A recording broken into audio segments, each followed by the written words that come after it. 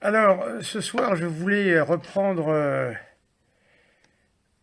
les commandements par rapport à un point. Vous savez, vous avez les 10 commandements, vous avez les commandements de l'Église, vous avez les commandements que Dieu a donnés aux hommes de manière générale. Voilà, donc on va essayer un petit peu. En fait, commandement, c'est loi, hein. On peut remplacer le mot commandement par le mot loi, c'est exactement la même chose. Alors, si nous nous intéressons à la question de savoir quels sont les commandements ou les lois que Dieu nous a donnés. Alors, il faut savoir que Dieu a établi des lois pour le monde entier. C'est-à-dire qu'il faut bien que vous ayez conscience de quelque chose. Nos contemporains ont énormément de mal à comprendre cela. C'est-à-dire que si Dieu n'avait pas de toute éternité pré-réglé les commandements liés au bon ordre et à la bonne marche de la nature, du monde, eh bien le monde ne pourrait pas fonctionner. Ça veut dire que le fait que les étoiles aient ce rythme que nous lui connaissons à ce jour, le fait que les astres ne fonctionnent pas tout seuls, rien ne fonctionne tout seul, tout est programmé, tout est mené à son terme par Dieu justement. Eh bien voyez-vous, ça c'est déjà quelque chose d'important. Les commandements, eh bien, on en a besoin tous les jours. Alors il a donné les commandements, pardonnez-moi.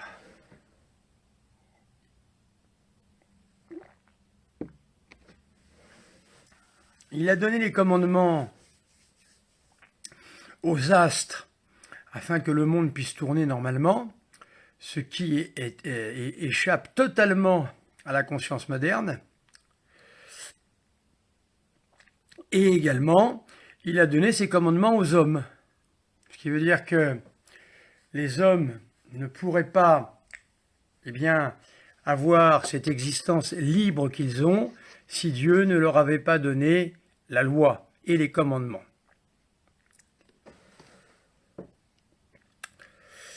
Alors il les a donnés pour nous rendre temporellement et éternellement heureux. Il faut savoir que contrairement aux mythes païens, contrairement aux mythes qui sont des mythes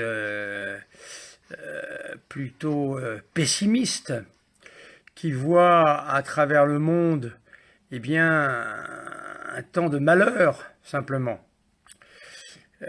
La foi catholique ne nous indique pas ça. Ce que nous dit la foi catholique, c'est que l'homme a été créé et a été fait pour être temporellement et éternellement heureux. Voilà. On est fait pour ça.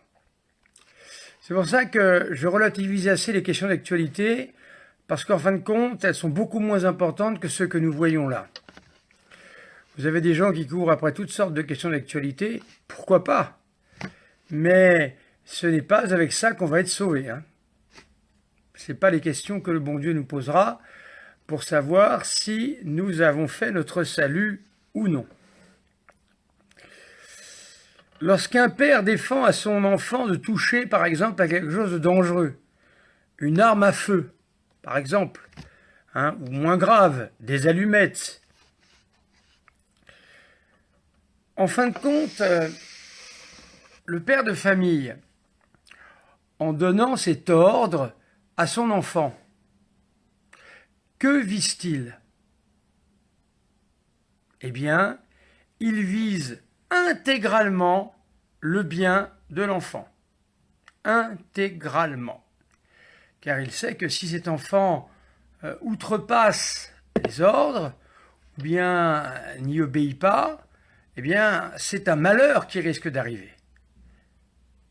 Voyez-vous? Donc, nous avons bien souvent cette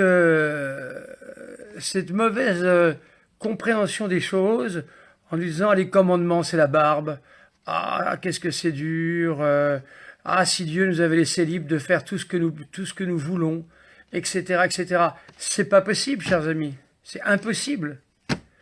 Il n'existe aucun monde nulle part, même que Dieu n'aurait pas pu faire un monde dans lequel, eh bien, chacun est libre de faire ce qu'il veut, comme il l'entend. C'est pas possible, ça. C'est impossible.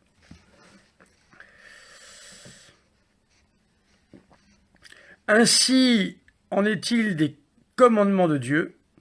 Dieu n'ordonne jamais rien qui ne soit pour le plus grand bien de ceux auxquels il donne ses ordres.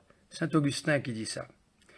Donc pensez toujours qu'ainsi, si Dieu donne des commandements, si Dieu nous entraîne à lui obéir, eh bien c'est véritablement pour notre plus grand bien. Dieu n'ordonne que pour nous faire la grâce de nous récompenser. C'est beau ça. Ça veut dire qu'en fait, quand Dieu pose un commandement, par exemple, eh bien, le commandement initial, hein, tu ne toucheras pas de l'arbre du fruit, sinon tu mourras. Eh bien, ce que Dieu a... Regardez, vous allez comprendre quelque chose d'important. Est-ce que vous vous souvenez de ce que Satan dit à Ève? Eh bien, il lui ment. Il lui dit, mais Dieu t'a menti, évidemment, car il sait très bien que si jamais tu désobéissais, tu verrais enfin la lumière, tu verrais le bien et le mal, ça serait formidable pour toi. C'est un mensonge absolument terrible, car en fin de compte, c'est tout à fait le contraire.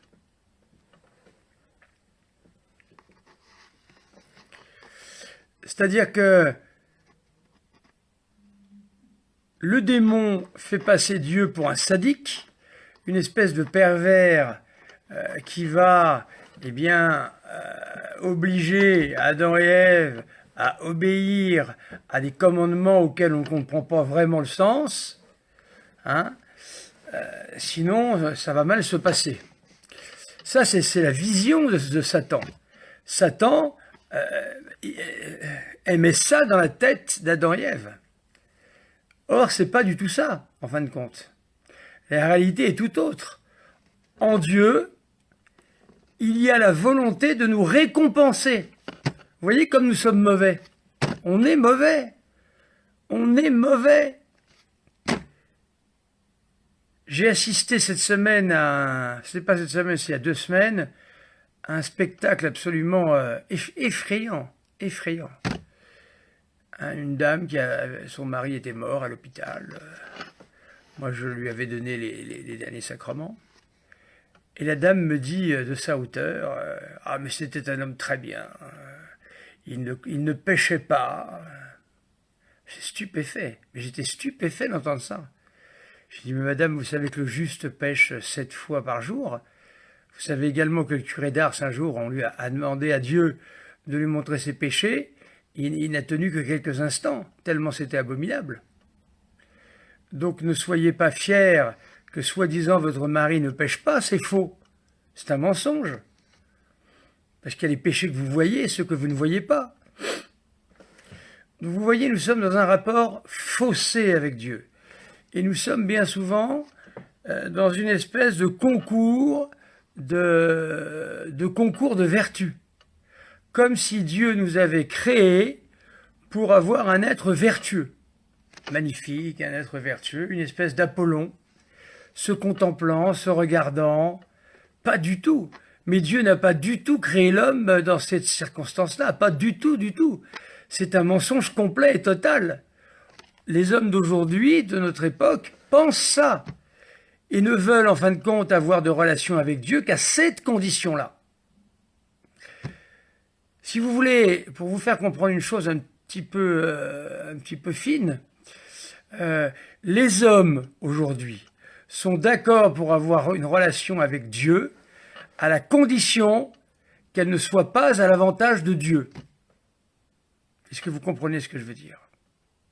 Ça veut dire qu'en fait, les hommes aujourd'hui sont tombés dans un tel orgueil, c'est inimaginable l'orgueil dans lequel nous sommes tombés. Eh bien, ils disent à Dieu, pas de problème Seigneur, hein, moi je veux bien discourir avec vous, je veux bien écouter les commandements, je veux bien ceci, cela, mais attention, hors de question de me dire que je suis pécheur. Voilà. Alors les bras vous en tombent évidemment, quand vous entendez les choses comme ça. Vous voyez? Donc en fait les hommes disent oui à Dieu, mais attention, à condition que Dieu n'ait pas l'outrecuidance de nous reprocher d'être des pécheurs. Voilà. Donc en fin de compte, la seule relation possible aujourd'hui entre Dieu et les hommes est une relation d'égalité. Vous comprenez? Est-ce que vous comprenez? Alors c'est délirant, c'est totalement délirant, mais c'est l'orgueil actuel. Justement, ça tombe bien, on fête l'Immaculée Conception aujourd'hui, elle qui était pleine de grâce, justement. C'est délirant. Il faut que les compteurs soient à zéro. Pas question de devoir quoi que ce soit à Dieu. Voilà où nous en sommes. J'espère que vous comprenez ce que je dis. C'est un petit peu fin, mais c'est intéressant. Alors donc, au moment où nous, pauvres fous que nous sommes, nous imaginons que Dieu, pervers, est en train d'imaginer comment nous punir, on n'a rien compris. On n'a rien compris. Puisque le Seigneur Dieu n'a qu'une seule chose en tête, il ne pense qu'à ça. Comment vais-je pouvoir les récompenser? Voilà.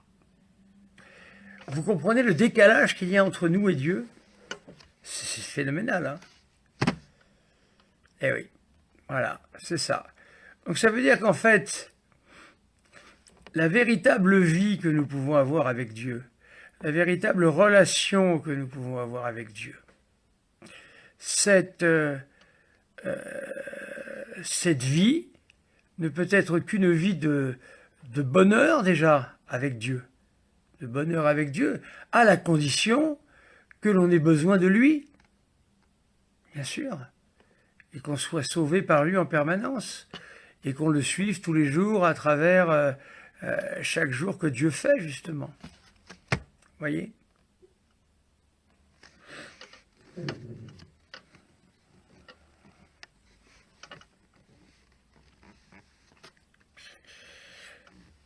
L'ordre de Dieu est donc déjà à lui seul une grâce.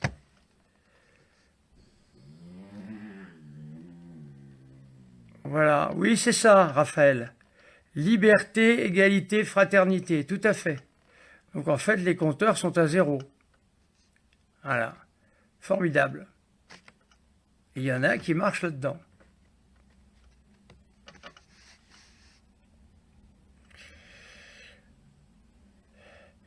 Un sage de l'Antiquité disait « Sans loi, l'humanité ne serait qu'un troupeau d'animaux féroces dont les plus forts tueraient et dévoreraient les plus faibles. »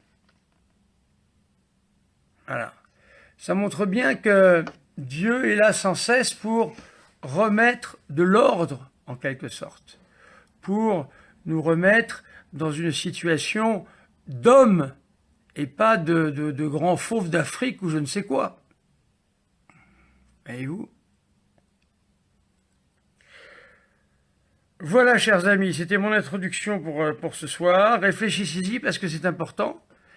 Hein, les questions soulevées ce soir ont l'air faciles, mais ne le sont pas.